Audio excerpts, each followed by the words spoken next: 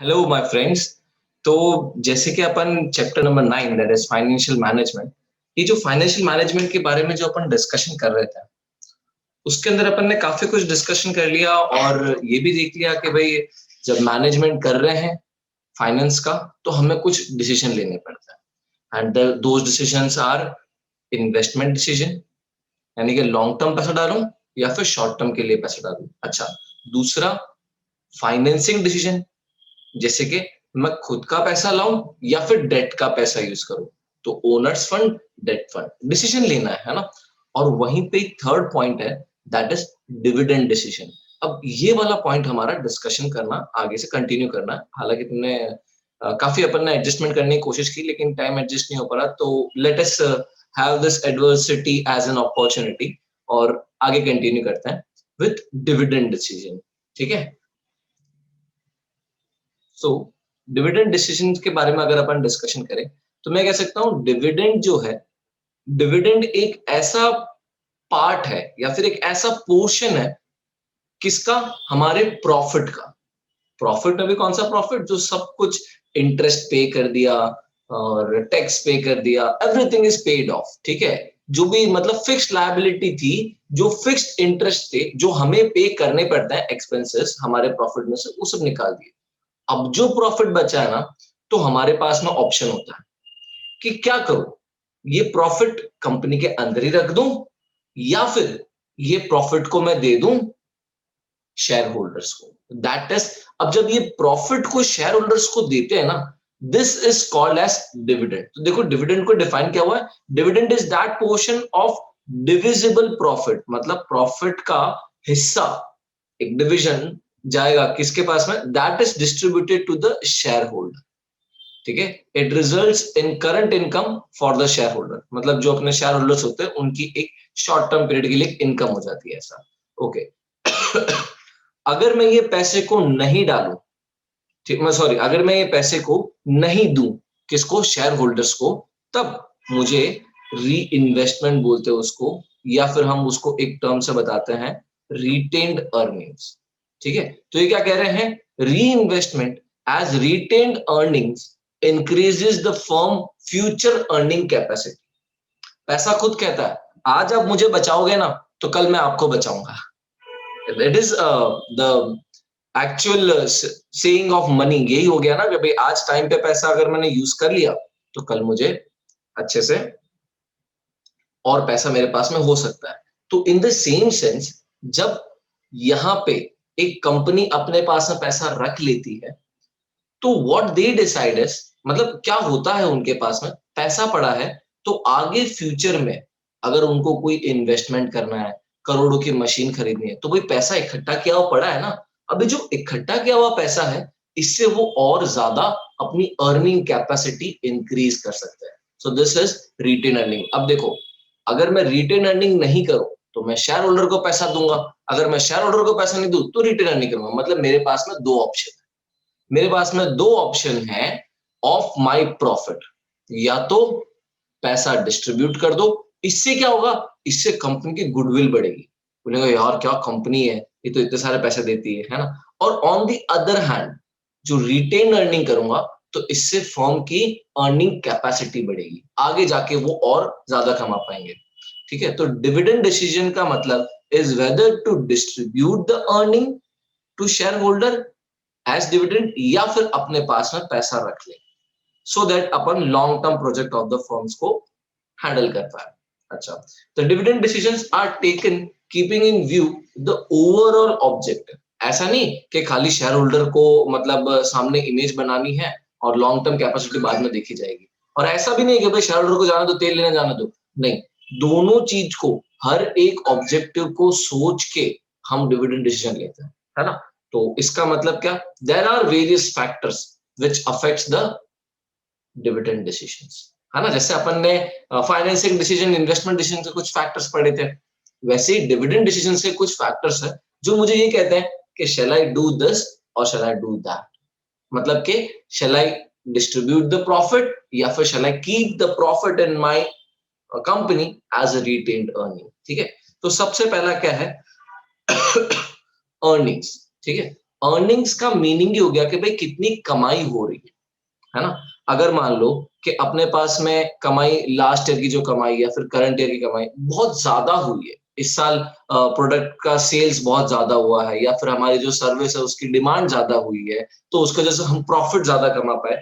अगर अपनी अर्निंग ज्यादा है, विच सेज दैट कि मैं कुछ पार्ट अपने कंपनी में भी रख सकता हूं और मैं डिस्ट्रीब्यूट भी कर सकता हूं। अब अगर अर्निंग ही कम है, तो क्या कहा मैंने आपको, पैसा आप अभी बचाओगे तो पैसा आपको बाद में बचाएगा। दैट मीन्स लॉन्ग टर्म के लिए, अर्निंग कैपेसिटी के लिए थोड़ा पैसा कंपनी के पास में होना जरूरी है, नहीं तो सब ब्लॉक हो जाएगा। तो इसलिए क्या करेंगे, प्रॉफिट को है ना हम अपने पास में रख लेंगे। यानी कि अगर अपनी अर्निंग ज्यादा है, अगर अर्निंग हाई है, तो हम क्या करेंगे, डिविडेंड डिस्ट्रीब्यूट कर देंगे। अगर अर्निंग कम है, तो हम क्या करेंगे, हम हमारे पास में ही पैसा रख लेंगे, दैट इज रिटेन्ड अर्निंग कर लेंगे। देखो तो हर एक केस में ऐसा होगा, हर एक फैक्टर के अंदर ऐसा होगा कि ये फैक्टर अपन को इस तरीके से अफेक्ट कर रहा है। आपको मेन जो टैगलाइन मैंने आपको पहले ऑलरेडी नोट्स के अंदर बता दिया कि भाई ये टैगलाइन आपको याद रखनी है ना। तो आपको मेन वो लाइंस याद रखनी है और उसके हिसाब से बताना, बाकी मीनिंग मैंने आपको अभी समझा दिया, ठीक है। Then next is stability of earning. अब देखो, अर्निंग्स और स्टेबिलिटी ऑफ अर्निंग के अंदर क्या डिफरेंस है। अर्निंग का मतलब भाई कितनी कमाई हो रही है, स्टेबिलिटी ऑफ अर्निंग का मतलब क्या कि यार फिक्स्ड इनकम कितनी। स्टेबिलिटी ऑफ अर्निंग का मतलब मैं आपको कह सकता हूं कि आपकी फिक्स्ड इनकम कितनी है ना। जैसे कि आपकी फिक्स्ड इनकम 1 करोड़ 2 करोड़ या फिर इतना कुछ भी ऐसी फिक्स्ड इनकम है कंपनी की, तो कंपनी कैन से कि हाँ यार चलो डिस्ट्रीब्यूट कर देते थोड़ा सा प्रॉफिट, अपने पास में आने वाला पैसा। अब अगर आपकी फिक्स्ड इनकम है ही नहीं, अब आपका सीजनल भी पता नहीं, आपको सीजन भी नहीं पता है कि भाई आपका प्रोडक्ट जो है वो मतलब विंटर के टाइम में बिकता है या फिर रिसेशन के टाइम पे बिकता है या फिर बहुत इन्फ्लेशन होता है तब बिकता है, क्या है आपके प्रोडक्ट का एक्चुअली ऐसा मार्केट के साथ में सूटेबिलिटी। तो उस तरीके से अगर आपको पता हो कि भाई हाँ भाई मेरी इनकम इतनी तो स्टेबल है, तो आप क्या कर सकते हो, डिविडेंड डिस्ट्रीब्यूट कर सकते हो। मतलब हाई फिक्स्ड इनकम, तो आप डिविडेंड डिस्ट्रीब्यूट कर दो, और अगर लो है तो आप रिटेन अर्निंग रखो, अपने पास में पैसा रखो, है ना, सो दैट कल को कभी भी जरूरत पड़ जाए। इनकम फिक्स नहीं है, जैसे कि अब मैं आपको बोलूं कि आई एम अ पर्सन, मैं कभी 20,000 पर मंथ कमा लेता हूँ, कभी मैं 1 लाख पर मंथ कमा लेता हूँ, मेरी इनकम फिक्स्ड है नहीं, क्या पता अगले महीने में कुछ भी नहीं कमा पाऊं, है ना। तो इस कंडीशन में मैं अपने पास में थोड़ा सा पैसा साँच के रखना चाहूंगा, मैं अपने पास में थोड़ा मनी सेव करके रखना चाहूंगा, दैट इज रिटेन्ड अर्निंग, है ना। तो moving on the next point, that is cash flow position. तो कैश फ्लो पोजीशन जो थी, ये अर्निंग्स और स्टेबिलिटी ऑफ अर्निंग से थोड़ा सा अलग है। देखो अर्निंग का मतलब क्या हो गया, आपकी कितनी कमाई हुई, ठीक है, और कैश फ्लो का मतलब आपकी कंपनी में कितना कैश आ रहा है और जा रहा है, इट मैटर्स। हाँ, अब देखो मेरे कंपनी में अगर 50 करोड़ रुपए कैश आते हैं और 30 करोड़ रुपए कैश चले जाते हैं या फिर 40 करोड़ रुपए कैश चले जाते हैं, तो मेरे कैश का फ्लो है ना वो बहुत हाई है। तो what I can do is I can distribute money. लेकिन देखो अर्निंग्स का मतलब क्या, कंपनी की अर्निंग 20 करोड़ है, अच्छा, इन द सेम वे मेरे पास में 50 करोड़ आ रहे हैं, 45 करोड़ जा रहे हैं, still I can distribute my profit, क्योंकि मुझे पता है कि मेरा जो कैश का जो फ्लो है, दैट इज पैसे जो कैश रिसिप्ट अपन बोलते हैं, आपने पढ़ा होगा अकाउंट्स के अंदर कैश फ्लो स्टेटमेंट टाइप ना। तो जो आपके जो कैश रिसिप्ट्स है और जो कैश पेमेंट है, अगर वो आपके एकदम फ्लो में चलते जा रहे हैं, तो why not to distribute the profit, क्योंकि आपको पता है कैश तो आपके हाथ में रहने वाला है। It is, they are not saying about the earnings. Earnings होगा कि भाई आपकी टोटल कमाई कितनी है, कैश क्या होगा कि भाई आपके पास में एक्चुअल कैश कितना रहता है और कितना चला जाता है, ठीक है। कई बार ऐसा होता है कि अर्निंग तो हो गई 40 करोड़ की, लेकिन कैश खाली 2 करोड़ ही आया, है ना। तो इस कंडीशन में आप क्या करोगे, आप बोलोगे अर्निंग्स तो है, मैंने क्या कहा था आपको पहले कि भाई डिविडेंड डिसीजन तो सबको ध्यान में रखना पड़ता है। अर्निंग्स हुई लेकिन क्या नहीं हुआ, कैश का इनकम नहीं आया, मतलब कैश फ्लो, कैश रिसिप्ट नहीं मिले मेरे को। तो इस कंडीशन में क्या करूंगा, मैं डिविडेंड डिस्ट्रीब्यूट नहीं करूंगा। मैं डिविडेंड कब डिस्ट्रीब्यूट नहीं करूंगा, जब मेरे पास में कैश फ्लो जो है वो कम आए, और वाइस वर्सा, ठीक है। Moving on the next point, that is growth opportunity. हाँ भाई, अगर आपको ऐसा दिख रहा है कि भाई इन फ्यूचर मेरी मतलब बहुत ज्यादा ग्रोथ होने वाली है, या फिर मुझे बहुत सारे पैसों की जरूरत पड़ने वाली है, तो आप डिस्ट्रीब्यूट करोगे प्रॉफिट? नहीं करोगे। आप सोचोगे भाई फ्यूचर ग्रोथ होने वाली है, तो why not to save money for this time. ठीक है, आपके बुक में लिखा हुआ है, if companies have no investment और growth plan then it would be better पैसा बांट दे, है ना। चलो, तो सिंपल पॉइंट है, ये बहुत सिंपल पॉइंट है कि अगर फ्यूचर प्लान है मेरे पास में, या फिर ऐसा लग रहा है कि ग्रोथ होने वाली है, ठीक है, अगर मुझे ऐसा लग रहा है, अगर इनके चांसेस थोड़े हाई है ना, या फिर मेरा प्लान बहुत टफ बनाया हुआ मैंने, then I think I must keep it, यानी कि रिटेन अर्निंग, है ना। और अगर I have no plans, no growth, कुछ पता मतलब इमेजिन ही नहीं कर पा रहा हूं, तो what I can do is I can distribute the profit, that is dividend. शायद अब आपको एकदम क्लियर हो गया होगा कि भाई डिविडेंड डिसीजंस का मतलब है क्या, है ना। तो जैसे अपन ने पहले दो के अंदर पढ़े, उसी तरीके का ये भी। ठीक है, नेक्स्ट पॉइंट क्या है? Stability of dividend. अगर कंपनी के पास में ऐसा कुछ उन्होंने रूल, या फिर ऐसा कुछ उन्होंने अपनी स्ट्रैटेजी बनाई हुई है कि भाई कुछ भी हो जाए, कैसे भी हालात हो, मुझे डिविडेंड देने हैं। देखो, जब आपको कोई फिक्स्ड इनकम टाइप देता है, तो यानी कि आपको कहीं से कोई फिक्स्ड टाइम पीरियड पे आपको बोलता है कि भाई ये लो पैसे, ये लो पैसे, आपने इतना पैसे इन्वेस्ट किया, तो आपके सामने, आपके मतलब आईज के अंदर उसकी रेपुटेशन एक अलग ही हो जाती है कि यार व्हाट अ मैन, ये अर्निंग भले कम कर रहा है लेकिन पैसे दे रहा है ना। कुछ कुछ लोग होते हैं ना कि जिनकी अर्निंग बहुत कम होती है, लेकिन फिर भी वो चैरिटी देते हैं, डिस्ट्रीब्यूट करते रहते हैं अपने मनी को। भले अर्निंग कम हुई, लेकिन फिर भी वो अपने मनी को डिस्ट्रीब्यूट करते हैं। तो आपके दिमाग में क्या जाता है, दो is earning less but still is giving a dividend, या फिर still is distributing his profit amount charity, और कुछ भी कहीं पे भी ट्रस्टी के अंदर। तो वैसे ही कंपनी का भी एक रेपुटेशन होता है, कंपनी का भी इमेज होता है। अब अगर कंपनी अपने इमेज के बारे में बहुत कॉन्शियस है कि नहीं भाई, लोगों को ऐसा मानना चाहिए कि this company is something out of the box, ऐसा कि भाई क्या कंपनी है ऐसा, तो उस कंडीशन के अंदर उन्हें अपनी डिविडेंड जो है वो स्टेबल रखनी पड़ती है। यानी कि अर्निंग मान लो इस साल कम हुई, लेकिन उनको पता है अगले साल बढ़ने वाली है। इस साल कोविड-19 था, कोरोना की वजह से अर्निंग कम हुई, लेकिन अगले साल बढ़ने वाली है, तो कंपनी क्या सोच रही है? डिविडेंड दे देता है। लोगों के पास में पैसा नहीं है, लोगों को डिविडेंड दे देता है, they will give us a good value, अच्छा इमेज मिलेगा हमें, है ना। तो अगर आप अपने इमेज के बारे में कॉन्शियस हो, तो आप क्या सोचते हो कि भाई मैं अपने डिविडेंड जो है उसको स्टेबल रखूं। मतलब पिछले साल अगर मैंने 10,000 रुपए डिविडेंड दिए थे आपको 1 लाख पे, तो इस साल भी मैं कोशिश करूंगा कि 10 8 के आजू बाजू रखूं, स्टेबल रखूं थोड़ा, है ना। तो इससे क्या होगा, कंपनी की इमेज बढ़ेगी। नाउ इट डिपेंड्स, मैंने आपको कहा ना, कंपनी का अगर ऑब्जेक्टिव है कि भाई उनको इमेज बना के ही रखनी है इन केस ऑफ डिविडेंड्स, तो भाई उसको हम बोलते हैं स्टेबिलिटी ऑफ। ठीक है, ओके। तो next point is preference of share holder. यानी कि अब अपन है ना शेयर होल्डर्स के बारे में भी सोच रहे हैं, प्रेफरेंस ऑफ शेयर होल्डर के अंदर, कि भाई जो अपने शेयर होल्डर्स है वो किस क्लास से बिलोंग करते हैं। सोचो एक बार कि यार वो बहुत रिच क्लास के हैं, या फिर वो थोड़े मिडिल और पुअर क्लास के होंगे। देखो, पुअर क्लास के तो शेयर होल्डर्स होते हैं क्योंकि वो ध्यान ही नहीं देते शेयर्स के अंदर, तो या तो वो रिच क्लास के होंगे या तो मिडिल क्लास के होंगे, है ना। चलो मान लो कोई मतलब दिमाग लगा भी रहा तो पुअर क्लास के लिए। अब वैसे कोई मतलब अच्छी अर्निंग कर रहा है, और कुछ लोग होते हैं जो रिटायर हो चुके होते हैं, रिटायर्ड पर्सन होता है ना, तो कुछ लोग रिटायर्ड हो चुके हैं। अब आप खुद दिमाग लगाओ कि अगर मेरे शेयर होल्डर्स रिटायर्ड पर्सन है, मिडिल एज पर्सन है, तो मैं क्या सोचूंगा? पैसा थोड़ा कम रखूं, उनको थोड़ी जरूरत है। देखो, ये भी एक फैक्टर है ना, कि भाई मेरे शेयर होल्डर्स को थोड़े पैसों की जरूरत है, या फिर मैं अपने शेयर होल्डर्स का प्रेफरेंस देख रहा हूं, उनकी प्रायोरिटी देख रहा हूं। प्रेफरेंस का मतलब क्या होता है? प्रायोरिटी।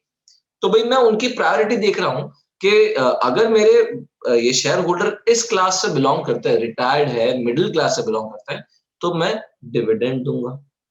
अब भाई पैसों की जरूरत नहीं है और फिर भी मैं डिविडेंड दिए जा रहा हूं, तो वो क्या करेंगे? वो यूज नहीं करेंगे उसको, तो इट इज बेटर कि मैं अपने पास में रखूं। तो इस केस में मैं रिटेन अर्निंग कर लूंगा। I hope you are getting my point, है ना। तो the next point is taxation policy, सरकार अगर ज्यादा टैक्स काट रही है, सरकार कम टैक्स काट रही है, तो टैक्सेशन पॉलिसी के अंदर क्या है। अब देखो मैं आपको एक बात समझाता हूँ कि अभी का प्रेजेंट सिनारियो कैसा है। अभी का प्रेजेंट सिनारियो है कि जब हम डिविडेंड देता है, मतलब ये कंपनी है, ठीक है, ये कंपनी है और ये कंपनी है ना डिविडेंड दे रही है एक पर्सन।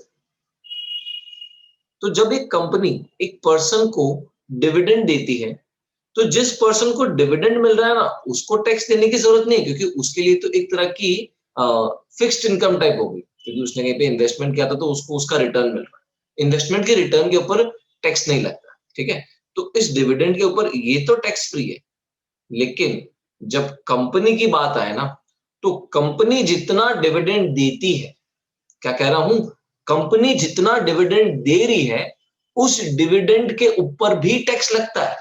मतलब मान लो 10,000 डिविडेंड है, तो उसके ऊपर भी टैक्स लग रहा है 5%, 20%, जितना भी टैक्स है। नाउ आप सोचो, अगर डिविडेंड ज्यादा बांट रहा हूं तो टैक्स भी ज्यादा देना पड़ेगा, है ना। तो कहने का मतलब, अगर taxation policy of the government, अगर taxation policy of the government मतलब गवर्नमेंट अगर डिविडेंड के ऊपर टैक्स ज्यादा ले रही है, तो मैं सोचूंगा यार इतना सारा टैक्स भर रहा हूं, इससे अच्छा एक बार के लिए अपन अभी के लिए पैसा रख लेते हैं, अगले साल दे देंगे डिविडेंड, है ना। वैसे भी शेयर होल्डर को भी समझ में आ जाता कि हाँ यार कंपनी को पैसों की जरूरत होगी, क्योंकि कंपनी को इतना सारा टैक्स पे करना पड़ेगा।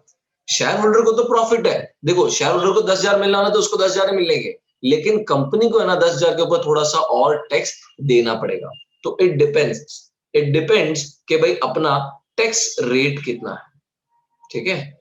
इट डिपेंड्स कि अपना टैक्स रेट कितना है। मैं ये पॉइंट को थोड़ा सा और समराइज कर देता हूँ कि यहाँ पे मैं ऐसा कर देता हूँ कि भाई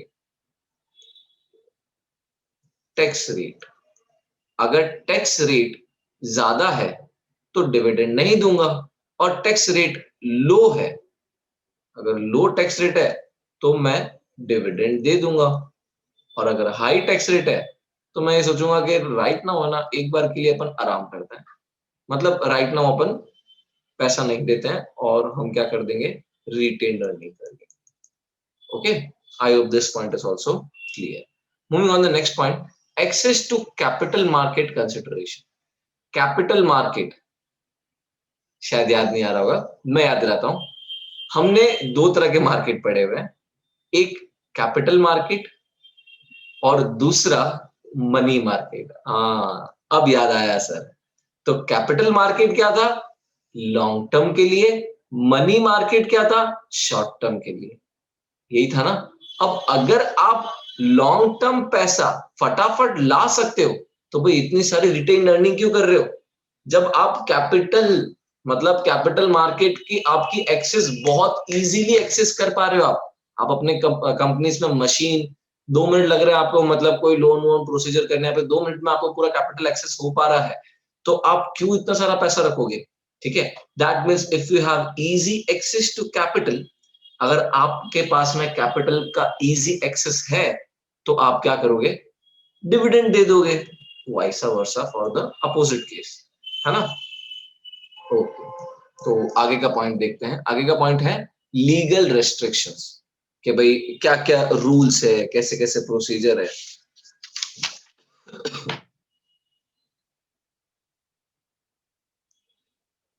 लीगल रेस्ट्रिक्शंस, क्या क्या रूल्स है, कैसे कैसे प्रोसीजर्स है, और किस तरीके से कंपनी को ऐसे, मतलब कंपनीज एक्ट के अंदर कहा जाता है कि भाई आपको 1 साल के अंदर तो डिविडेंड देना ही पड़ेगा, या फिर आपको 3 साल के अंदर डिविडेंड देना ही पड़ेगा। तो there are certain rules and restrictions. Legal restrictions का मतलब हो गया कि कुछ लॉफुली, ठीक है, कुछ रूल्स के हिसाब से उनको डिविडेंड देना ही पड़ता है।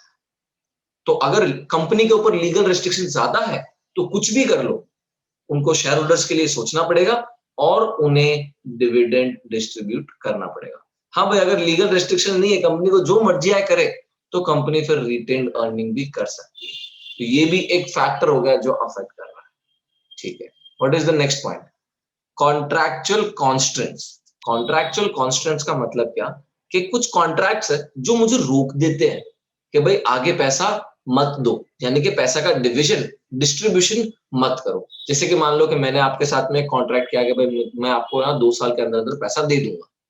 ठीक है? I took money from you and I made a contract I will pay you anyhow within 2 years और विदिन 3 ईयर्स, है ना?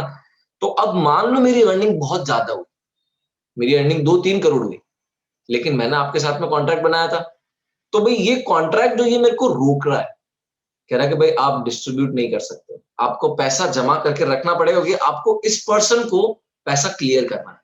तो देखो अगर कॉन्ट्रैक्चुअल कॉन्स्टेंट्स बहुत ज्यादा है मेरे, तो शायद मुझे पैसा बांटने के बजाय, डिविडेंड देने के बजाय मुझे क्या करना चाहिए? डिविडेंड देने के बदले मुझे रिटेन्ड अर्निंग कर लेनी चाहिए, है ना? क्योंकि अगर मैं रिटेन अर्निंग करूंगा तो मेरे जो कॉन्ट्रैक्ट्स है उनके साथ में मैं बराबर डीलिंग्स कर पाऊंगा। Okay, the last point is stock market का रिएक्शन, है ना? तो अब ये जो स्टॉक मार्केट का रिएक्शन है, इसका मतलब कि अगर मैं डिविडेंड देता हूं और डिविडेंड देने से मेरे शेयर की प्राइस बूम एकदम ऊपर, क्या करूंगा? कुछ भी हो जाए डिविडेंड देना है। अब अगर ऊपर जा ही नहीं रही है प्राइस, तो क्या करूंगा? नहीं यार, अभी डिविडेंड नहीं देते, है ना? क्योंकि रिएक्शन ही नहीं आ रहा है। यानी कि स्टॉक मार्केट का कैसा रिएक्शन है आपके डिविडेंड देने, ठीक है? अगर आपके डिविडेंड देने पे वो हाईली रिएक्ट कर रहा है स्टॉक मार्केट, आपके शेयर्स के प्राइसेस बढ़ा दे रहा है, तो आप सोचोगे भाई शेयर के प्राइसेस बढ़ रहे हैं, आज तो कल फायदा होगा ही, तो इट इज बेटर कि डिविडेंड दो, है ना? So this all are the points, है ना? और ये मैंने आपको डिविडेंड डिसीजंस अच्छे से बता दिया कि भाई डिविडेंड डिसीजंस के अंदर क्या होता है ना? डिविडेंड डिसीजंस और उसके फैक्टर्स अफेक्टिंग। नेक्स्ट वीडियो के अंदर अपन फाइनेंशियल प्लानिंग, कैपिटल स्ट्रक्चर के बारे में भी डिस्कशन करेंगे। मैं वीडियो को थोड़ा शॉर्ट शॉर्ट बना रहा हूँ क्योंकि आप भी काफी ज्यादा बोर हो जाते हो ऐसे वीडियोस को देख देख के हाँ पढ़ रहे हैं, समझ रहे हैं, तो इसीलिए वीडियोस को थोड़ा शॉर्ट बनाने की कोशिश कर रहा हूँ और तुमको ज्यादा मतलब इंफॉर्मेशन देने की कोशिश कर रहा हूँ। ठीक है, चलो तो वापस मिलते हैं अपन नेक्स्ट वीडियो के अंदर। एंड अगर आपको वीडियो पसंद आया हो तो please hit the like button and subscribe to my channel for more updates. Thank you so much.